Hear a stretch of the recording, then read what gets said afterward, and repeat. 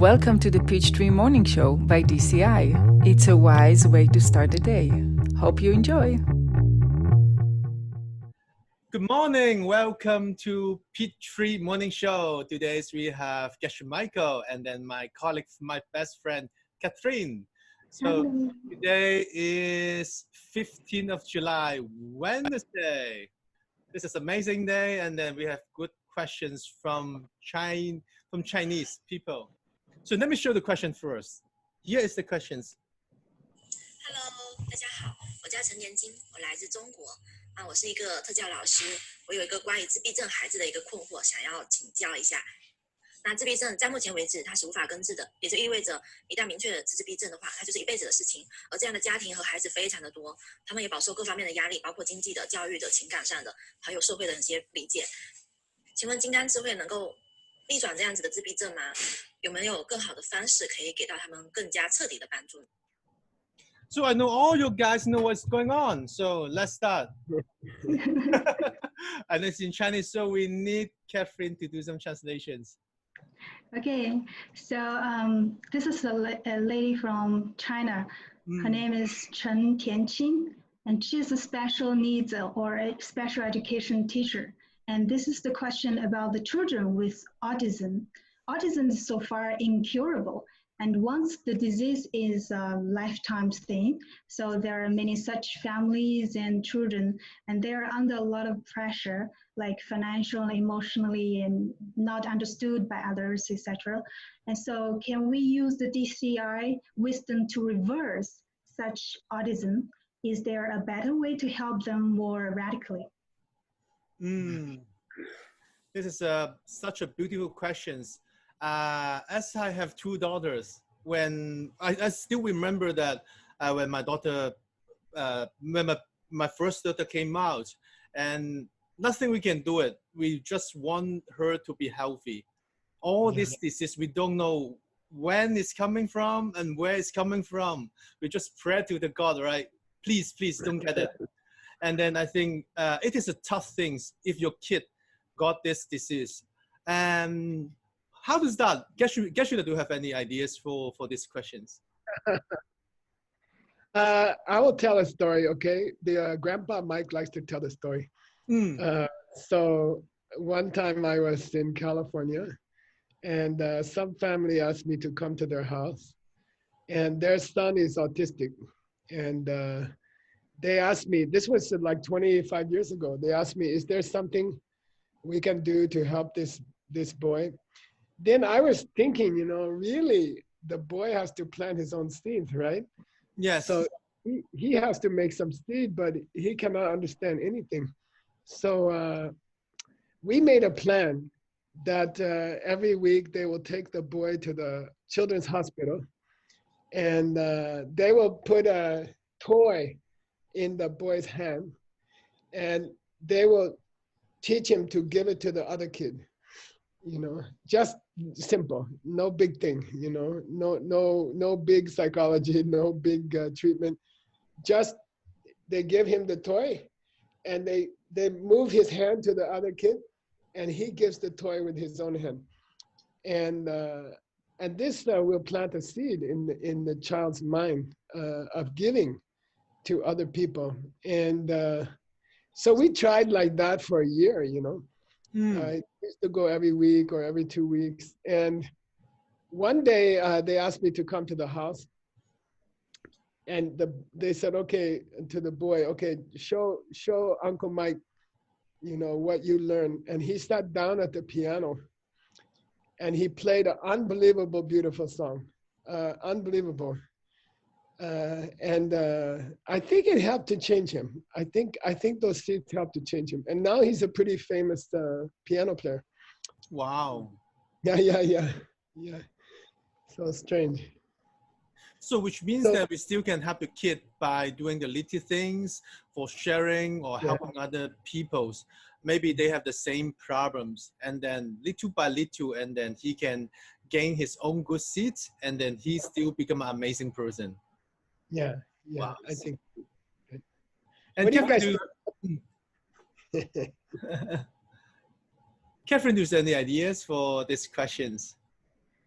Yeah, for I think what Kishla said is very beautiful. And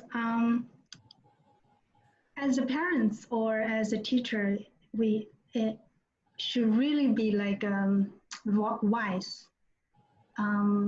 Otherwise, we have no idea what to do with this this problem. So for me, I like those children who with autism actually like they have some other special gifts sometimes, and their most of them their heart actually is very quiet and calm. So maybe they are in a totally different world, like they perceive the world like differently with from us. So I would say for me it was like it is a world some kind of closed, like close myself, and I don't want to like go with others. So I would say maybe, as Gershla said, the wise parents or the teacher, they can skillfully lead their children to plant some good seeds, like use the gift, their special gift or talent to help other people, like those people who are good at drawing or who good at like playing pianos, and they can do this and bring happiness and bring joy to other people's, and like sometimes they're like a light just shed through other people's heart, and then they will plant totally different seeds, and then they will change, but in our perception, but maybe in their perception they're in a perfect world, they're like I'm very happy and comfortable in my world. So it's a very interesting question, and yeah, that's how I think. That's cool. And for me, is I think that if we want to put these things, planting seeds in the normal educations, one of my friends, one of my students who came to the DCI training program, and he is a musician, and he go to school helping some students who cannot have a very good concentrations. They always jump around, and they uh, have a lot of crazy noise, right? He cannot calm down for a whole lessons. And then he used the tricks, teach the people how to play the magic. And then the kids, now they can calm down for 5 or 10 minutes. But he played one more tricks. He need the student to teach another student, get the same problems, to learn how to play the magic. And then, wow, I see that now this kid can do 3 or 4 minutes, calm down to do the breath meditations. And then they can have much more better, better communication to other people. So I think that although they got this problem, but they can have the improvement by helping other peoples. So for me, is one thing is we can help them to planting seeds, but the other thing is I would think about why and see these people suffering. Why I see these people is not easy to connect to other peoples. So for me, when I see these people surrounding me who is suffering, I know that they're also coming from my seeds. So what is the things I can do more for helping them to see this world become much more connected together? And I will do something like I will bring people together. And then I will do better communications, like the small things. I still remember that one design teacher teach me that penny is easy. How long do you take care of your neighbor? How long you say good morning or say hi to them? You know that this virus, bring us together. Before we are so busy, go to work, we so busy, lots of things. We just forget who is living besides you, right? Who is our neighbor? But nowadays we can do a lot of good things to bring all people together to take care of them, and I think this all is good seeds to helping us to see the world. People can get rid of the disconnected with each others. Yeah, I like Penny's idea. I have the same experience. So I live in the countryside, And even my road is not paved. I live on a dirt road on a mountain. And my neighbor, so our houses are very far away. And my neighbor is like a former military guy, old, or like 80 years old, but very tough. And we call gruff, you know, rawr, rawr. And we didn't get along very well in the past, you know. And so during the virus, we decided to, we start to give each other, he gave me some vegetables, I gave his wife some flowers, and we start to become friends. And then I think what Catherine said, you know, I realized after a few weeks that I really don't know anything about his life. You know, I don't know if maybe he's even like a Buddha, I don't know. You know, so maybe I like what Catherine said, you know, and I like what Penny said. When you meet your neighbor for the first time, really, you meet them. We don't know anything about their life. Maybe they are having a amazing life, you know. Maybe those autistic kids, Chen Chen, by the way, Tian Qing, your work is very beautiful. That work is very, very difficult. It's very difficult to teach those kids and difficult to be their teacher. So you are very brave. And I think what I learned with my neighbor during the virus is what Penny said. Like, I realized I don't know anything about his life and I don't know anything about his mind. And maybe it will help those autistic kids if we try to listen carefully to them and see what is special about their world. Maybe they can teach us something. That's what I'm thinking. Ooh. Yeah. So, Catherine, do you have any ideas or any things you want to share to us more about these questions? Yeah, I remember that like 4 years ago when I was in Guangzhou, I remember that Vivian had a DCI, special DCI class or event, and the parents, they will bring their children to join the class. So we have a special group for those children. And I am the like assistant, I am the team leader and assistant teacher or something in the group. And I remember that at the beginning, like I noticed that one or two boys, they're very naughty. And one is very quiet. So I just noticed that and they don't want to talk to you either.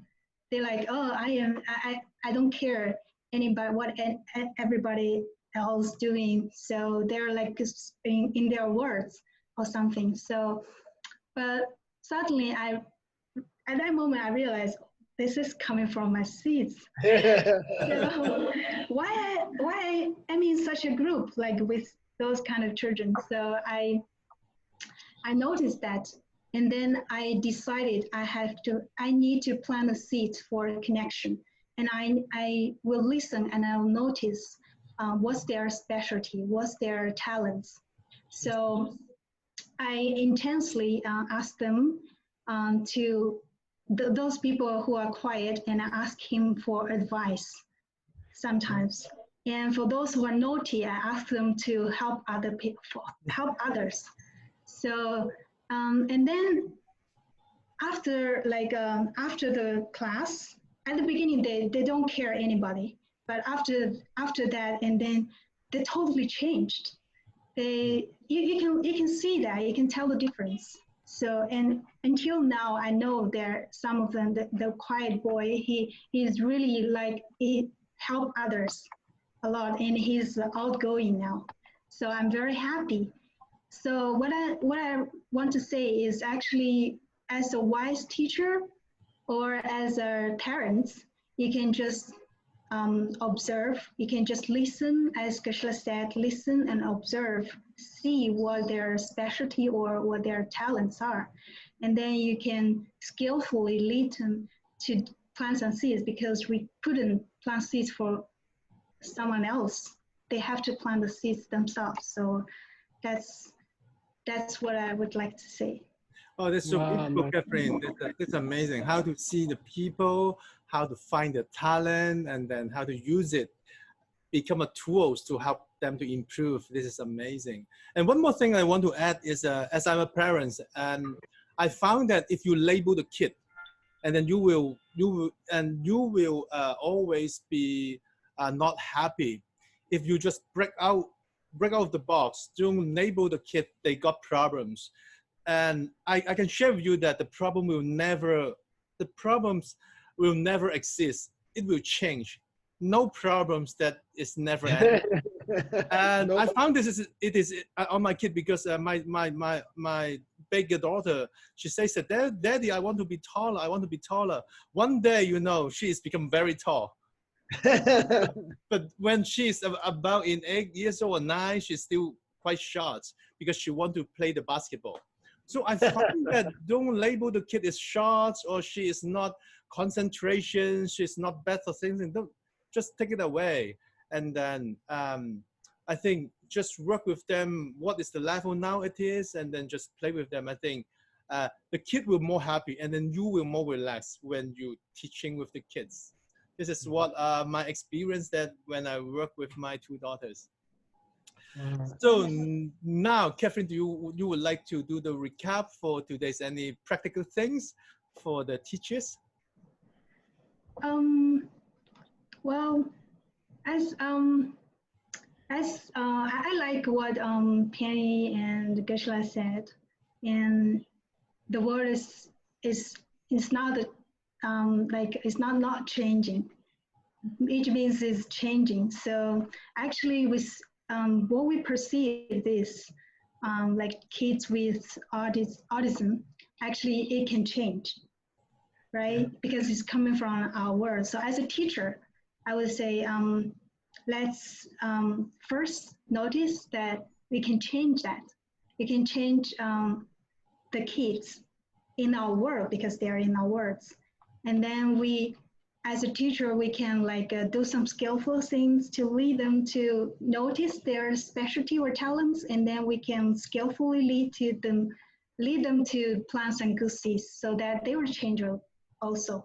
And as Geshla said, there are sometimes we can keep her like how to say doubt or like they're very suspicious. They're like they're some maybe they're angels sometimes, and we don't know. So they're what we are perceiving is just we in our world they are suffering, but maybe they are not.